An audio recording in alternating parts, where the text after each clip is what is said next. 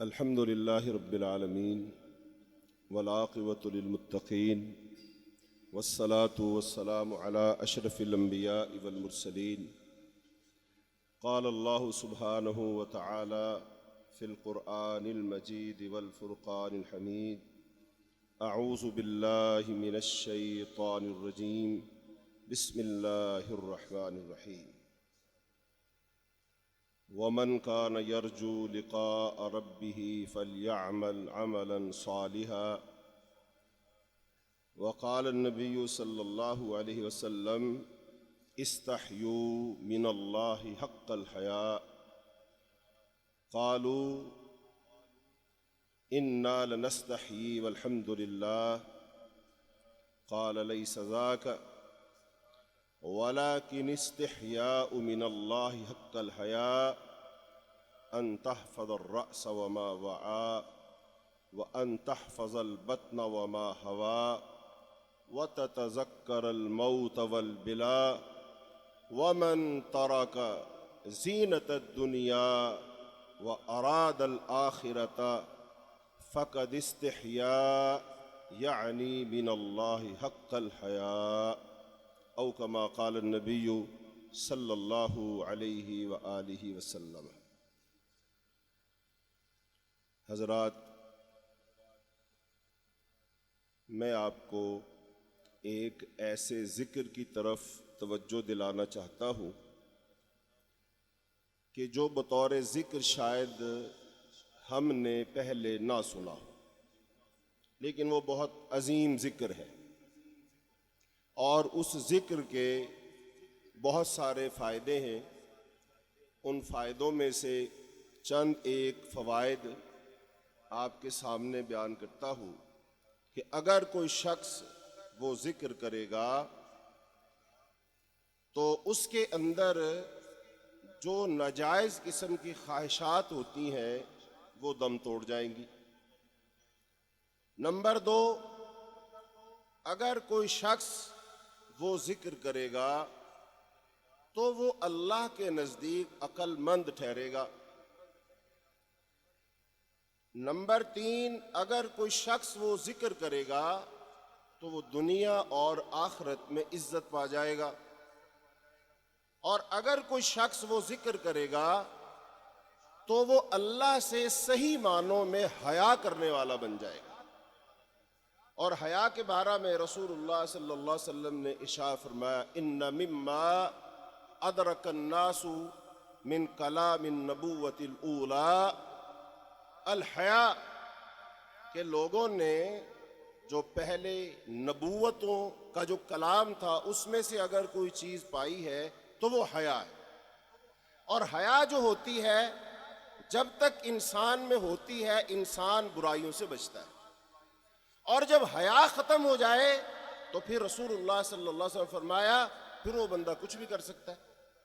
جب حیا ہی ختم ہو گئی تو پھر وہ شخص کچھ بھی کر سکتا ہے، برے سے برا کام کر سکتا ہے، بڑے سے بڑا گناہ کر سکتا ہے. وہ باپ کے سامنے کھڑا ہو سکتا ہے، وہ ماں کی بے ادبی کر سکتا ہے، وہ حقوق الناس کو پامال کر سکتا ہے، وہ اللہ کے ساتھ بغاوت کر سکتا ہے، وہ شرک کر سکتا ہے، وہ ملاوٹ کر سکتا ہے، وہ دھوکہ دے سکتا ہے، الغرض وہ کچھ بھی کر سکتا ہے، کیونکہ اب اس میں حیا نہیں رہی. تو اب ایسا وہ کون سا ذکر ہے جس ذکر کے اتنے سارے فوائد ہیں؟ تو آؤ اس بارے میں آپ لوگوں کو 4 حدیثیں سناتا ہوں. پہلی حدیث، رسول اللہ صلی اللہ علیہ وسلم نے ارشاد فرمایا: اکثروا ذکر حازم اللذات یعنی الموت. وہ جو ذکر ہے نا جس کا میں نے ابھی ذکر کیا، فائدے بتائے، اس ذکر کا نام موت ہے. وہ سبحان اللہ نہیں ہے، الحمدللہ نہیں ہے، لا الہ الا اللہ نہیں ہے، قرآن پاک کا پڑھنا نہیں ہے. یہ سارے ذکر ہیں اور بہت عظیم ذکر ہیں. ان کے فضائل اپنی جگہ حدیث میں موجود ہیں، لیکن میں جس ذکر کا آپ کے سامنے ذکر کر رہا ہوں اس کا نام کیا ہے؟ موت. موت کو یاد کرنا اور کثرت کے ساتھ یاد کرنا. اور جو بندہ وہ مرد ہے، عورت ہے، چھوٹا ہے، بڑا ہے، جو موت کو کثرت کے ساتھ یاد کرے گا تو اس آدمی کو یہ سارے فوائد حاصل ہو جائیں گے جن کا میں نے ابھی ذکر کیا. اور جو شخص موت کو یاد نہیں کرے گا اور کثرت سے یاد نہیں کرے گا اس کے بہت سارے نقصانات ہوں گے اس کو، جن کا ذکر حدیث میں آئے گا. پہلی حدیث میں نے آپ کے سامنے پڑھی، فرمایا اکثروا ذکر حازم اللذات، کثرت کے ساتھ ذکر کیا کرو. کس چیز کا؟ یہاں پر اس حدیث میں رسول اللہ صلی اللہ علیہ وسلم نے نہیں کہا کثرت کے ساتھ ذکر کیا کرو لا الہ الا اللہ کا، کثرت کے ساتھ ذکر کیا کرو سبحان اللہ کا، کثرت کے ساتھ ذکر کیا کرو سبحان اللہ و بحمدہ سبحان اللہ العظیم کا، کثرت کے ساتھ ذکر کیا کرو لا حول ولا قوت الا باللہ کا. یہ ذکر اپنی جگہ بہت عظیم ہے، لیکن اس حدیث میں آپ صلی اللہ علیہ وسلم نے فرمایا اس چیز کا کثرت کے ساتھ ذکر کیا کرو جو لذتوں کو توڑ دینے والی ہے، جو خواہشات کو توڑ دینے والی ہے، یعنی الموت، یعنی موت کو کثرت سے یاد کیا کرو. انسان سے اکثر و بیشتر گناہ کروانے والی چیز کیا ہوتی ہے؟ خواہشات. کیا ہوتی ہے؟ خواہشات. یہ خواہشات کی کثرت ہو جائے، خواہشات زیادہ ہو جائیں، یہ خواہش وہ خواہش، مال کی خواہش، زمین کی خواہش، امیر ہونے کی خواہش، گھر بنانے کی خواہش، گاڑی خریدنے کی خواہش، بھئی جائز طریقے سے حلال طریقے کے ساتھ ہو تو کوئی بات نہیں. لیکن جب یہ خواہش صرف خواہش بن جاتی ہے اور انسان اپنی خواہش کو پورا کرنے کے لیے حلال و حرام کی تمیز نہیں کرتا، جائز و ناجائز کی تمیز نہیں کرتا، صرف اپنے من میں وہ اپنی خواہش کی تکمیل کی دھن سوار کر لیتا ہے اور صرف اس نے پھر ایک گھر بنانا ہے، چاہے ظلم کر کے بنائے، چاہے رشوت لے کر کمائے، چاہے دوسروں کا مال ہڑپ کر کے بنائے، لیکن اس نے گھر بنانا ہے. لہذا یہ جو خواہش ہے یہ خواہش اس کو برباد کر دے گی، اللہ سے دور کر دے گی، شیطان کے ہتھے چڑھ جائے گا یہ بندہ، صراط مستقیم سے بھٹک جائے گا یہ. اور یہ قرآن پاک اس آیت کا مصداق بن جائے گا، الہاکم التکاثر حتی زرتم المقابر، کہ مال کی کثرت نے تمہیں بہت مصروف کر دیا حتیٰ کہ تم نے قبروں کی زیارت کر لی. انسان ایسا مصروف ہو جائے گا. تو اس لیے ایسی تمام خواہشوں کو توڑنے والی چیز کیا ہے؟ موت ہے. اس لیے امام الانبیاء محمد الرسول اللہ جو ہمارے ظاہر باطن کو جانتے ہیں، جو حکیم ہیں، جسمانی بھی علاج کرتے ہیں، روحانی بھی علاج کرتے ہیں، دنیا کو بھی بہتر بنانے کے مشورے دیتے ہیں، آخرت کو بھی سنوارنے کی تدبیریں بتاتے ہیں، اس نبی نے بتایا اے میری امت کے لوگوں، جب تم پر خواہشات کا غلبہ ہو اور خواہشات تمہیں اللہ سے دور لے جائیں اور تمہیں بھٹکا دے اور شیطان کے جال میں کہیں تم پھنس نہ جاؤ، دنیا تم پر غالب نہ آ جائے، تم درہم و دینار اور روپے پیسے کے بندے نہ بن جاؤ، اس لیے میں تمہیں نصیحت کر رہا ہوں ایک دن میں کثرت کے ساتھ موت کو یاد کیا کرنا. کثرت کے ساتھ موت کو یاد کرنا. اس کا فائدہ ہوگا یہ خواہشات کنٹرول میں رہیں گی. خواہشات کا جو بے لگام گھوڑا ہے اس کو لگام ڈال دو گے، یہ جو بھینسا اور مضبوط تکڑا بیل ہے نا اس کو نتھ ڈال دے گی. یہ موت کا کثرت کے ساتھ ذکر کرنا. اس لیے بھائیوں کثرت کے ساتھ موت کو یاد کرنا. خواہشات محدود ہو جائیں گی، خواہشات کو لگام ڈال دی جائے گی، اور جب خواہشات ختم ہو گئیں تو پھر گناہ کے امکان کم سے کم ہو جائیں. اور روزہ بھی یہی سکھاتا ہے. اللہ تعالیٰ نے جو روزہ رکھوایا ہم سے پورا مہینہ، اگر آپ دیکھیں گے تو روزہ بھی اسی چیز کے گرد گھومتا ہے، لعلکم تتقون، تاکہ تم متقی بن جاؤ، تاکہ تم پرہیزگار بن جاؤ، تاکہ تم گناہوں کو چھوڑ دو، اللہ کی بغاوت چھوڑ دو، نافرمانی تم چھوڑ دو.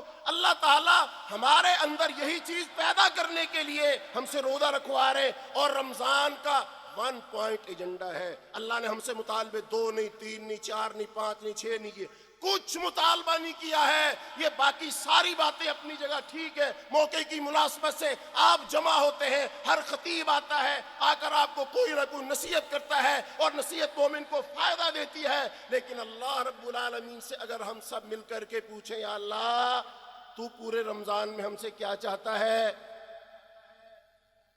تو اللہ تعالیٰ صرف ایک بات بتاتے ہیں کہ میں تیرا رب جس نے روزے فرض کیے ہیں، میرا مطالبہ صرف تجھ سے ایک ہے کہ تو متقی بن جائے. اللہ نے ایک نہیں کہا تو نمازی بن جا، تو زکاتی بن جا، تو یہ کر لے، تو وہ کر لے، یہ کچھ نہیں کہا۔ اللہ نے صرف ایک لفظ بولا، اور وہ کیا ہے؟ لعلکم تتقون، تاکہ تم متقی بن جاؤ۔ اور متقی کون ہوتا ہے؟ اگر متقی کی اگر بات کریں گے، تھوڑا سا اس لفظ کو کھول لیا جائے تو اس کا لفظی معنی ہوتا ہے بچنا اور بچانا۔ بچنا کس سے؟ گناہ سے۔ اور بچانا کس سے؟ اپنے آپ کو جہنم کی آگ سے۔ بس اللہ یہ چاہتے ہیں تم گناہوں سے بچنے والے بن جاؤ۔ دوسری اس کی تعریف اگر کرو گے تو تقویٰ کہتے ہیں نفس کی وہ کیفیت جو انسان کو نیکی کی طرف مائل کر دے اور گناہ سے روک دے، اس کا نام تقویٰ ہے۔ ایک شاعر نے کہا خلی ذنوب صغیرہا و کبیرہا ذاک التقیٰ، چھوٹے بڑے گناہوں کو چھوڑ دینے کا نام تقویٰ ہے۔ وَاسْنَکَ مَاشٍ عَلَىٰ طَرِیقِ الشَّوْقِ يَحْذُرُ مَا يَرَىٰ، اور دنیا میں ایسے پھونک پھونک کر قدم رکھو جیسے کانٹے بچھا دیے گئے ہوں اور تم نے کانٹوں سے بچ بچ کر اپنا راستہ لیا۔ تو اس لیے میرے عزیز بھائیوں، پہلی چیز جو خواہشات کو کنٹرول کرنے میں ہماری مدد کرے گی وہ ہے موت کو کثرت کے ساتھ یاد کرنا۔ اچھا، اگر یہ خواہشات بہت زیادہ ہو گئیں اور ہم ان کا شکار ہوگا، نتیجہ کیا نکلے گا پتہ ہے؟ قرآن میں اللہ فرماتے ہیں جب خواہشات بہت زیادہ ہو جاتی ہیں، بہت بڑی ہو جاتی ہیں، انسان اپنی خواہشات کا اسیر ہو جاتا ہے، تو پھر اللہ پاک فرماتے ہیں بعض لوگ تو اپنی خواہشوں کے اتنے اسیر ہو جاتے ہیں، اپنی خواہشوں کو اپنی زندگی کا مقصد ہی بنا لیتے ہیں، اپنی خواہش کو پورا کرنے کے لیے وہ جس راہ پر چلتے ہیں، فرمایا افرأیت من اتخذ الہہ ہواہ، کیا تم نے اس آدمی کو دیکھا ہے جس آدمی نے اپنی خواہشات کو ہی اپنا الہ بنا لیا ہے؟ یعنی اس نے اللہ ہی چینج کر لیا ہے۔ اللہ تو وہ ہے جو ہمارا خالق و مالک ہے، جس کے بارے میں ہم پڑھتے ہیں لا الہ الا اللہ، اشہد ان لا الہ الا اللہ، فاعلم انہ لا الہ الا اللہ، افضل الذکر لا الہ الا اللہ۔ اللہ تو وہ ہے، الہ تو وہ ہے، لیکن یہ بندہ جب خواہشات کا اس پر غلبہ ہوا اور ان خواہشات نے اس کو جکڑ لیا، پھر یہ شیطان کا اسیر اور غلام ہو گیا، حتیٰ کہ اس نے اپنا الہ بدل کے اللہ کو چھوڑ دیا اور خواہشات کو ہی اپنا الہ بنا دیا۔ تو ایسی خواہشات نقصان دہ ہیں۔ تو ایسی منہ زور خواہشات کا علاج کیا بتایا؟ کیا کرو؟ کثرت کے ساتھ موت کو یاد کرو۔ دوسری حدیث رسول اللہ صلی اللہ علیہ وسلم نے ارشاد فرمایا، آپ سے پوچھا گیا، حضرت عبداللہ بن عمر کہتے ہیں جاء رجل من الانصار، انصاریوں میں سے ایک صحابی آئے اور آ کر عرض کیا کہ من اکیس یا رسول اللہ، اللہ کے رسول عقل مند کون ہوتا ہے؟ عقل مند کون ہوتا ہے؟ سوال کس سے کیا بھائی؟ رسول اللہ صلی اللہ علیہ وسلم۔ عقل مند کون ہوتا ہے؟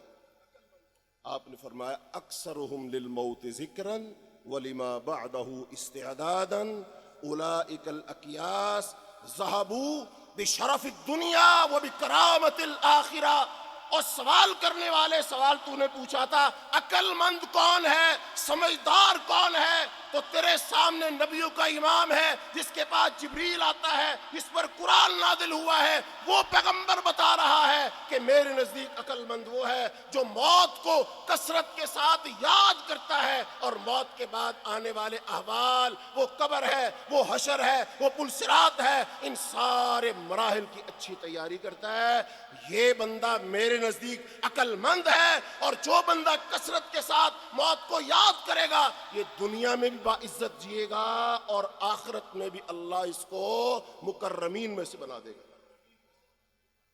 دو فائدے ہو گئے۔ موت کو کثرت سے یاد کرنے کے ایک فائدہ کیا تھا؟ خواہشات کو توڑ دیتی ہے۔ نمبر دو، جو موت کو کثرت سے یاد کرے گا وہ کیا بن جائے گا؟ عقل مند بن جائے گا۔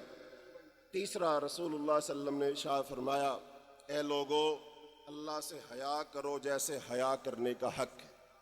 صحابہ کرام نے کہا انا لنستحی والحمدللہ، اللہ کے رسول ہم تو اللہ سے حیا کرتے ہیں، اللہ کا بڑا شکر ہے۔ آپ نے فرمایا میری مراد یہ نہیں، میرا مطلب یہ نہیں تھا جو تم سمجھے ہو۔ پھر اب کیا مطلب ہے؟ اللہ سے حیا کرنے کا کیا مطلب ہے؟ تو پھر رسول اللہ صلی اللہ علیہ وسلم نے خود وضاحت فرمائی کہ اللہ سے حیا کرنے کا مطلب یہ ہے کہ ان تتذکر الموت والبلا، کہ تو موت کو کثرت کے ساتھ یاد کرے، اور موت کے بعد جب انسان گلے گا، سڑے گا، وہ سیدھا ہوگا, ہڈیاں بنیں گی, اس کو یاد کرے. اور جو آدمی دنیا کی زیب و زینت کو چھوڑ دے اور آخرت کا ارادہ کرے, اس نے اللہ سے حیا کی, کیسے جیسے اللہ سے حیا کرنے کا حق ہے. چوتھی حدیث یہ ہے کہ صحابہ کرام بیٹھے ہوئے تھے, ایک صحابی فوت ہو گئے, اس کے بارے میں ذکر کر رہے, اچھا آدمی تھا, بہت عبادات کیا کرتا تھا. دیکھو گواہی کون دے رہے ہیں؟ صحابہ کرام. کیا دے رہے ہیں گواہی؟ اچھا آدمی تھا, تعریف کر رہے ہیں, اور بہت عبادت کرنے والا تھا. رسول اللہ صلی اللہ علیہ وسلم پاس بیٹھے ہوئے, خاموشی سے سن رہے. جب انہوں نے تعریفیں کر لیں, عبادت کا ذکر ہو گیا وغیرہ وغیرہ, پھر آپ صلی اللہ علیہ وسلم نے پوچھا, اچھا بھئی اب مجھے اس آدمی کے بارے میں کچھ باتیں بتاؤ. پہلا سوال. صحابہ کرام نے اپنی رائے دے دی, یاد رکھیں. اور صحابہ کرام کی گواہیاں ایسی ویسی گواہیاں, وہ اللہ کے چنے ہوئے لوگ ہیں, پسندیدہ لوگ ہیں, سچ بولنے والے. اولئک ہم الصادقون, اللہ نے انہیں کہا ہے رضی اللہ عنہم ورضوا عنہ, کے وہ درجہ پر فائز ہیں. تو کہا اچھا مجھے یہ بتاؤ, جس بندے کی تم تعریف کر رہے تھے وہ موت کو کتنا یاد کیا کرتا تھا؟ کثرت کے ساتھ یاد کرتا تھا موت کو؟ صحابہ کرام نے کہا نہیں, لا, موت کو تو کثرت سے یاد نہیں کرتا تھا. دوسرا آپ نے پوچھا اچھا بتاؤ اکثر و بیشتر اس نے اپنی خواہشات کو چھوڑ دیا تھا؟ صحابہ کرام نے کہا لا جی, خواہشات کو بھی نہیں چھوڑا تھا. آپ صلی اللہ علیہ وسلم نے اس صحابی کے بارے میں پوچھا جس کی صحابہ کرام تعریف کر رہے تھے, اچھا آدمی ہے, عبادت گزار آدمی ہے, یقیناً فرض تو پڑھتا ہی ہوگا, مسجد نبوی کا نمازی ہوگا, رسول اللہ صلی اللہ علیہ وسلم کے سامنے اسلام کو, یہ ساری صفات ہوں گی. تو آپ نے پوچھا بھی موت کو کثرت سے یاد کرتا تھا؟ کہا نہیں. تو آپ نے فرمایا یاد رکھو پھر تمہارا وہ ساتھی اس مقام مرتبے کو نہیں پہنچا جس مقام مرتبے کو تم پہنچے. خامی کہاں رہ گئی؟ نماز تو پڑھ رہا ہے, مسجد تو آ رہا ہے, خامی کہاں رہ گئی؟ کس چیز کو نہیں یاد کیا؟ موت. آخر میں سوال کرتا ہوں اپنے آپ سے, آپ بھائیوں سے, آج کا دن گزرا, صبح سے لے کر شام اب ہو گئی, آج ہم نے کتنا موت کو یاد کیا؟ 1 دفعہ, 2 دفعہ, 5 دفعہ, 10 دفعہ, کتنا یاد کیا؟ کہ یاد ہی نہیں آئی. اور اگر یاد نہیں آئی یا 2-4 دفعہ یاد کیا تو کثرت تو نہ ہوئی. کثرت کیا ہوتی ہے؟ زیادہ. مثلا 100 دفعہ میں سے کثرت کیا ہوگی؟ 50 دفعہ 50 دو برابر برابر ہو گیا, دونوں برابر ہیں, زیادہ نہیں ہے. ایک طرف 55 ہو جائیں چلو پھر زیادہ ہے. تو میرے عزیز بھائیوں, موت کو کثرت سے یاد کرنے کا مطلب یہی ہے, ہر پل اپنی موت کو یاد رکھو. اٹھتے بیٹھتے سوتے جاگتے, گھر میں, دوستوں میں, آفس میں, کام کاج کرتے ہو, اکیلے ہی اپنی موت کو یاد کرتے رہو. تو یہ موت کو کثرت کے ساتھ یاد کرنا ہماری اصلاح کر دے گا, ہم سے بغاوت ختم کر دے گا, شیطانیت کو ختم کر دے گا, اللہ کے قریب لے آئے گا, تقویٰ پیدا کر دے گا, گناہ ہم سے چھڑوا دے گا, اور ہم اللہ کے اچھے بندے بن جائیں گے. دنیا آخرت کی اللہ عزت دے دے گا, عقل مندوں میں اللہ شمار کر لے گا. تو میں اپنے آپ کو اور آپ بھائیوں کو نصیحت کرتا ہوں کہ اللہ مجھے بھی آپ کو بھی کثرت کے ساتھ اپنی موت کو یاد کرنے کی توفیق عطا فرمائے. اور کوئی بھی ہم کام کریں تو اپنی موت کو سامنے رکھ کر کریں کہ اس کام سے میری موت پر کیا اثر پڑے گا, میری موت صحیح ہوگی یا خراب ہوگی.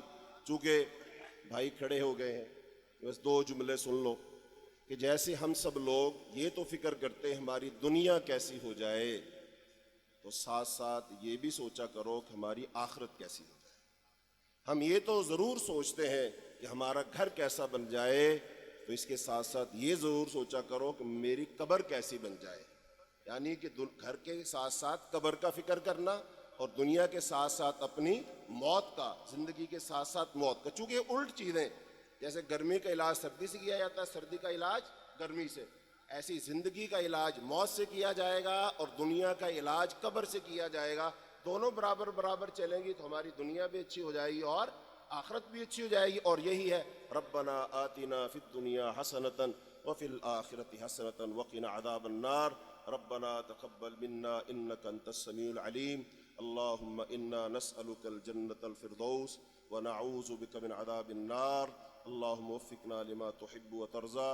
وصلى الله تعالى على خير خلقه محمد وعلى آله وأصحابه أجمعين برحمتك يا أرحم الراحمين.